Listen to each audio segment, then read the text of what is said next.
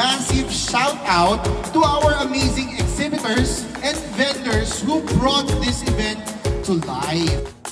Kuya Taba, on the go!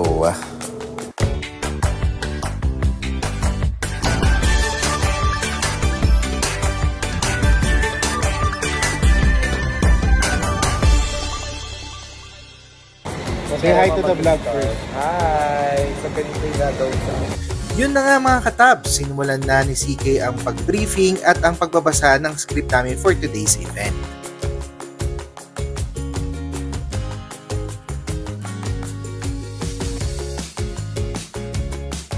To all the registered Kanto cosplay class. So yun na nga mga katabs, trabaho din ng ating events host ang mag-VO sa ating event. Kaya ito, mag-VO na tayo! Before the competition officially begins.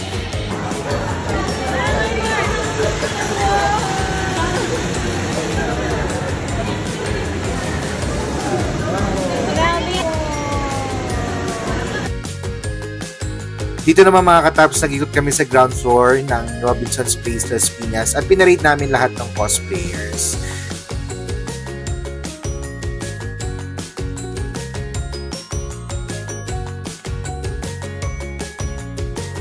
Yon. So yan, di cosplayer yan ha.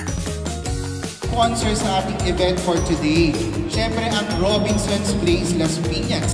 Dito naman mga katabs, sinashoutout ko ang mga sponsors ng event. Very important yon sa script ng host. Okay, creativity and craftsmanship, 50%. Performance and stick for the opening cosplay battle. But before we start, let's meet our judges. So when I call you in, this epic adventure through fandom and fashion, and we've got stunning costumes, fierce competition.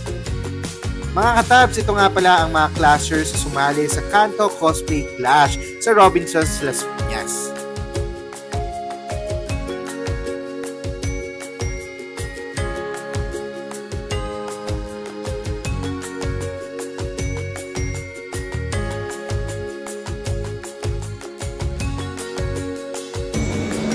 Hello!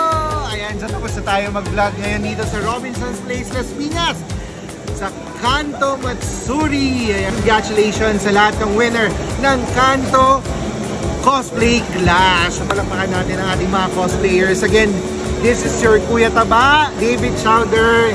Maraming salamat sa panonood mga katabs. Good luck and God bless. See you sa next vlog!